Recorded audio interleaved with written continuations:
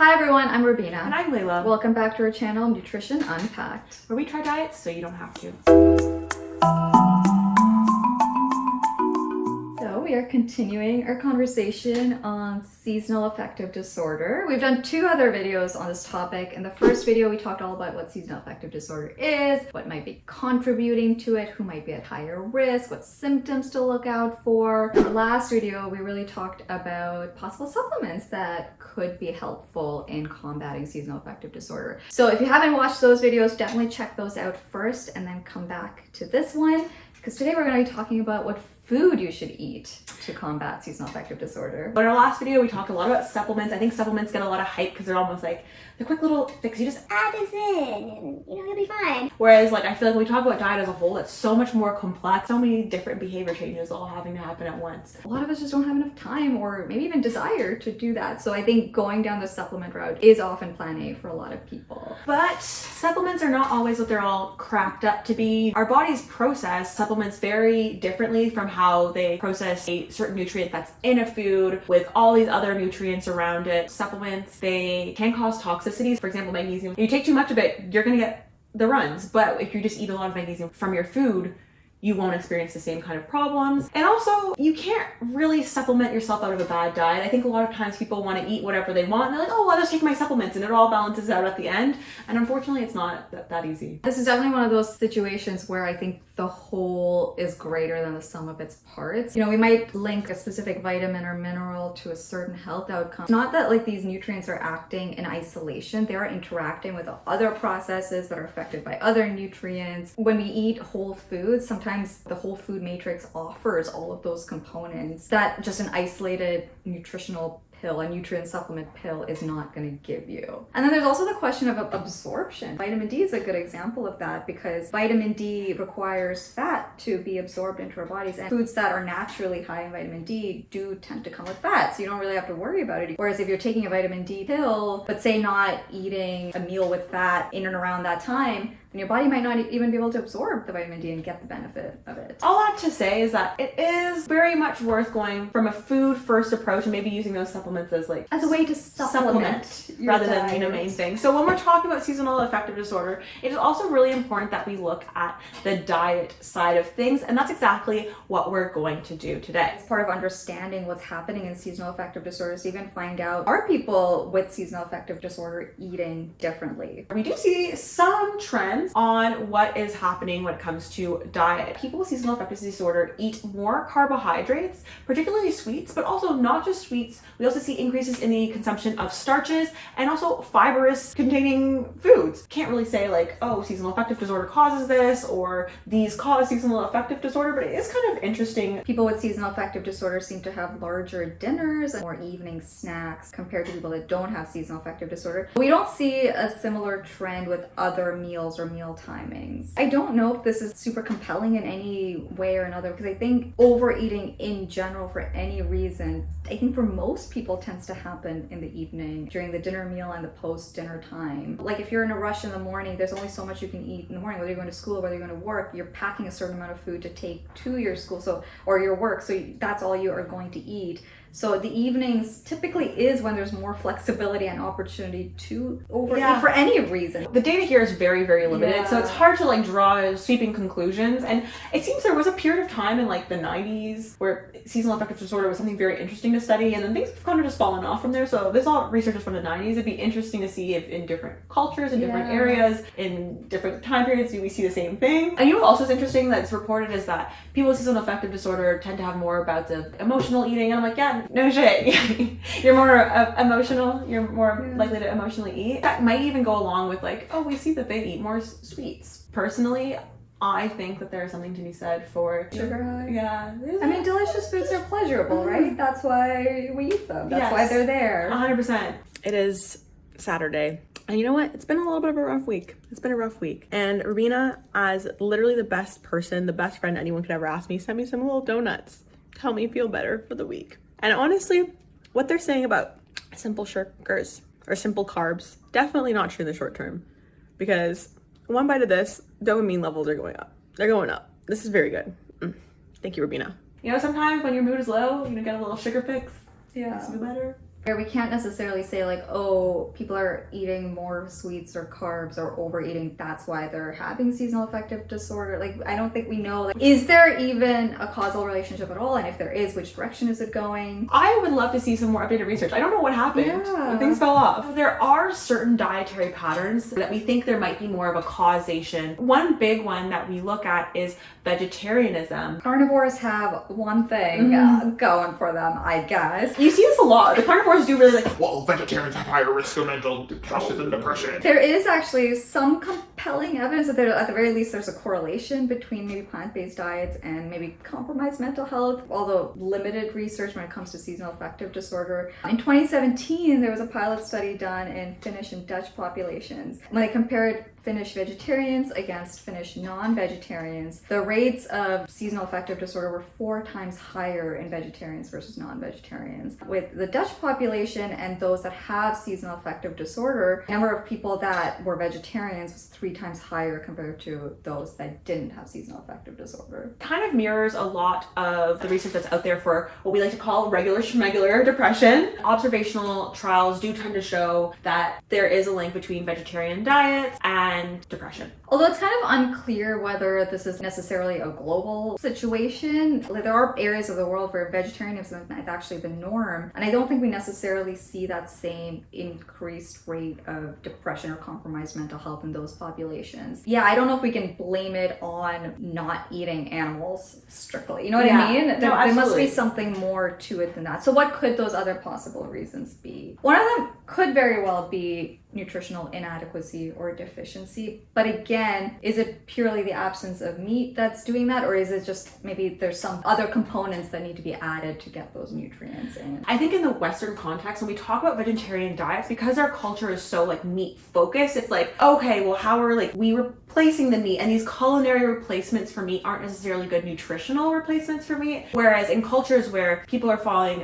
a vegetarian diet throughout their life course, the diet isn't so focused on meat, so they're making like their meals focus on the plants, and so they're more likely to have more of those different nutrients. You have more complementary proteins. They're more inherently balanced. Balanced, yeah. So I think like in the West, because we're just so animal product focused, it can be harder for people to get everything. Or you'll see people like this, you know, if they had pasta with meat sauce, they'll just have pasta with sauce. A lot of those nutrients that we consider people who are vegetarian to be at risk for, so that includes things like omega-3, vitamin D, zinc, selenium, magnesium, B12. You know, those are things that we do know are associated with mood, cognition, and mental health. That is definitely a major hypothesis as to why we might see increased risk of depression among vegetarians. Another theory which I actually find an interesting thought is people that are choosing to be vegetarians or vegans for ethical reasons or environmental reasons. Like people they're just more cognizant or conscientious of those types of things. I mean, the world kind of sucks in a lot of ways. And I think when you're a lot more vigilant or kind of like aware of those types of things, that could end up maybe just affecting how you approach your life or how you view the world. That's kind of fueling just being in a negative mental state. Another hypothesis that is out there, people become vegetarian for different reasons, but a small subset of those people, we do tend to find more eating disorders among vegetarians, and sometimes the thought is that people use these diets, like the vegetarian diet, to hide their eating disorder a little bit. So, you know, we know eating disorders are associated with poor mental health and other mental health comorbidities, but I think that's like probably a very small subset of the population. Moving on from the vegetarian diet, when we talk about just regular depression, the Western diet and diets that are very high in ultra-processed foods tend to also be associated with higher risk of depression. One of the things that we're working on this week is really reducing intake of processed foods or ultra-processed foods. And to be honest, I think for the most part, I typically do that anyway. When I really think about it, like I'm having my protein shake right now, and I would say I think this protein shake is probably one of the more processed foods that I tend to have on a regular, like pretty much almost daily basis. I'm not too upset about it. I love drinking this shake. It's delicious and it helps me get my protein in. These diets might be lower in some of the really important vitamins and minerals that are associated with good brain health, associated with good mood. Some of the compounds in those foods might be pro-inflammatory, and we know depression is associated with inflammatory. It may even be an inflammatory condition. Potentially these diets that are increasing the inflammation in our bodies could be leading to higher rates of depression, but we don't really know. Brains, they're organs, and they need certain things to be able to function, not just function enough, but also function well and optimally. And if we're, for the most part, not getting those compounds, it kind of makes sense that it might end up functioning in a subpar way. And maybe one of the ways that it's manifesting is compromised mood and mental health. Even one night of not sleeping well, that completely wrecks your mood and makes it difficult to do anything. That's just like not getting enough rest. Your body's constantly having to keep its cells functioning and doing all of these things. And if it's not getting those things that it needs, of course something's got to give. You literally are what you eat. Like everything you can touch in your body, everything, all the hormones that are being made, the neurotransmitters that are being made, those are things that you consume. Like they don't just like appear out of thin air. Like your first body, rule of physics, right? Yeah, nothing so is created or destroyed. With that being said, you might be thinking, okay, like there's these diets that are causing or may cause seasonal affective disorder, may cause depression in general. What exactly can I do to help? We don't really know that much, but one line of inquiry that has been studied, and really the only one that's been studied in some detail, is high carbohydrate diets. And normally you hear high carbohydrate diet and it's like, these are horrible. Yeah. The hypothesis here was actually that maybe higher intake of carbohydrates could be helpful in alleviating depressive symptoms. Carbohydrates can help tryptophan into the brain, and tryptophan can convert to serotonin. Serotonin can make you feel good. So they investigated that, like, could having a high carbohydrate diet be helpful in making you feel better? Also, there's a thought that like having glucose, it increases your retina sensitivity to light. And as we talked about in our first video, the main hypothesis of seasonal affective disorder is that we have changes in our circadian rhythm due to the changes in light. We've tested it. It doesn't really look like high carbohydrate diets are going to help you with your seasonal affective disorder. I mean, I think, unfortunately, for all of us, I don't think there's like just like one food that you can just start eating and you're just going to like, be thriving all winter long. But we can kind of look at maybe dietary patterns as a whole that could be helpful. And I feel like we come back to the Mediterranean diet a little too much. I know. Give me something else. I'm kind of sick of talking about the Mediterranean diet. I am sick of talking about the Mediterranean diet. To be honest, I think my bias is that it's kind of overhyped. But anyway, let's actually talk about it and then we'll give our commentary after. Seasonal affective disorder, there's really not that much research. So we've had to like branch out and go into depression and see what's out there for depression. And knowing that like the etiology or like the reason that like seasonal affective disorder happens and this regular depression happens, it's a little bit different. So we don't know if we can like really do it, but there's some crossover. There's some crossovers. This is a diet that is characterized by a high consumption of beans, legumes, whole grains, fruits and vegetables, fatty fish consumption, limited amounts of dairy, trying to cut out as much as possible red meats and processed foods. Think of Mediterranean, think of like olive oil and stuff like that. So that's the Mediterranean diet. Because I've been trying to reduce my simple carbohydrate consumption, I guess, my white carb consumption, I have made a slight modification to one of my favorite breakfasts, what I call girl breakfast. This is my little breakfast here. We got some olives, some cucumbers, some yogurt, some carrots, tomatoes, and little eggies. Here we go. That's what we're eating. Normally I would eat this with some bread, but the bread that I like with this is like a white bread. So we're just going like a full no bread situation here. I think what I was trying to say poorly earlier was that you can achieve all of those in a myriad of ways. Yeah. It doesn't have to look like a Greek salad with olive oil and olives and whatever. There's so many other ways to hit all of those markers. Research on the Mediterranean diet and depression is kind of like limited and mixed. That's one thing you got to know when it comes to a lot of things with nutrition, but I think especially nutrition and psychiatry, nutrition and mental health, mental well-being. There's a good body there to support, hey, the Mediterranean diet could help reduce the risk of depression. That general eating pattern is one that is a healthy eating pattern. Another diet that's been shown to possibly be promising for mental health is the DASH diet, which is the acronym for Dietary Approaches to Stopping Hypertension, Reducing High Blood Pressure. This diet is kind of focused on reducing your intake of salt, sodium, and saturated fat intake, and really kind of upping fruit and vegetable intake, whole grain intake, prioritizing lower fat dairy, lean protein, and legumes. Pretty similar, actually. Very similar. I feel like when you look at any health outcome, there's never like a specific food or nutrient that's the key. It's always about just dietary patterns. Just dietary patterns, and it's always the same themes. What concrete evidence can we give you for seasonal affective disorder? Honestly, Not that much. Not that much. But we can give some tips to kind of summarize what is out there in the research, what may help and won't harm kind of thing. And so we've come up with a few little tips for you all. First, think about maybe having a vitamin D supplement. We talked about this last week. Yeah. People who live in northern hemispheres are more likely to have SADS. We also get less sunlight that we can turn into vitamin D in our blood. It's been a bit of a slow start, but finally got my hands on some vitamin D supplements. So starting that today, and no excuses. I'm gonna try my best to remember to take it every single day. So it might just be a good idea generally to take a vitamin D supplement in the winter. Obviously, if you're taking supplements, talk to your own health professionals that know you. I know like this video is specifically trying to talk about what foods to include or prioritize. Vitamin D is naturally found in fatty fish and egg yolks and some mushrooms. It's also found in a lot of fortified foods, including dairy and plant-based milks, cereals and things, sometimes fortified in orange juices. These are very specific foods. If these types of foods aren't making a regular appearance in your diet, I think for a lot of people it can be difficult to get in enough vitamin D through food. I mean, first of all, the vitamin D recommendations are largely based on what has been observed for bone health, but we know that vitamin D does so much more functions in our bodies. So even though the evidence for vitamin D supplementation and seasonal affective disorder or depression is not the most compelling, unfortunately, my bias or my perspective is still that I think people should take a vitamin D supplement. Especially if you live above, what, the 30th? Yeah, whatever. somewhere between 30 and 40. Yeah. And the other thing that I think from a food perspective is omega-3 rich foods. It's considered anti-inflammatory and it is involved in a lot of brain and cognitive related functions. Sources of omega-3 are fatty fish, probably some of the best sources.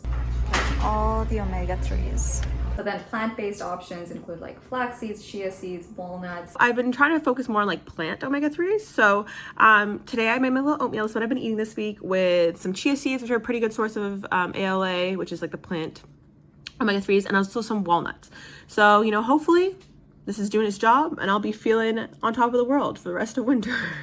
That's my whole entire breakfast every day. My whole breakfast is my little oatmeal, my chia seeds, and my little walnuts on it. So I feel good about that. There are different types of omega-3. Flax seeds, chia seeds, walnuts. The omega-3s in there are mostly ALA, and that needs to be converted in our bodies, but the conversion rate is actually not that great. However, I mean, some of marginal gains, I think as long as you're getting in, through a variety of different forms, I think that's the only thing that we can do. Something we can focus on is eating more whole grains. And the good thing about whole grains is they provide you with an even kind of steady source of energy. You might have heard like, oh, carbohydrates spike your blood sugar. Well, whole grains are a type of carbohydrate that have, the whole grain in there, so they have some fiber and they kind of keep your blood sugar levels nice and stable. That can help kind of balance out your energy. They also provide prebiotics to your gut. There is some evidence that shows that there is a connection between the gut microbiome and seasonal affective disorder. And generally, whole grains are good for you. Another thing that I think maybe is not talked about as often is actually just making sure that we're prioritizing foods that will keep us satiated, keep our energy levels and our blood sugars and everything relatively stable.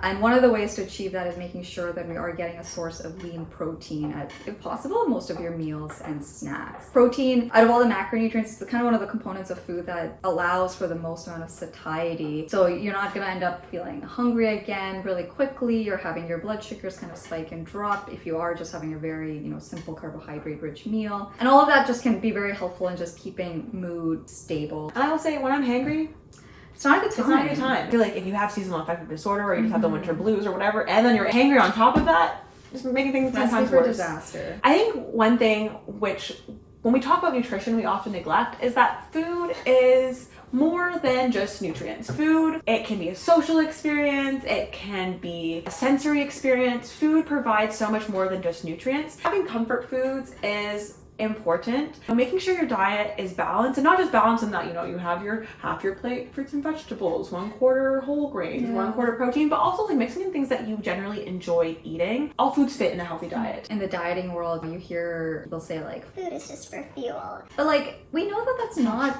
true. Like, cross-culturally all around the world, food plays a much bigger role than that, right? It's a way that we show love. It's a way of bringing people together. I don't think there's a single holiday or milestone that doesn't have a food-related tradition. Or like in some cases there might be fasting, but there's still a like, food component. There's And- still like a significance placed on food. And those fasting ones, it's like the whole thing about breaking the fast is like a major thing. And so yeah, I think because food is so important for just like our social well-being, it's important for our mental well-being. Prioritize eating foods you like is really important, especially if you're kind of feeling down in the dumps. Sometimes having a little comfort meal is good. Sometimes when we think about making dietary changes, it feels like, oh, I need to like spend 2 hours like meal planning and then going to the grocery store and spending 5 hours like meal prepping for the week on some.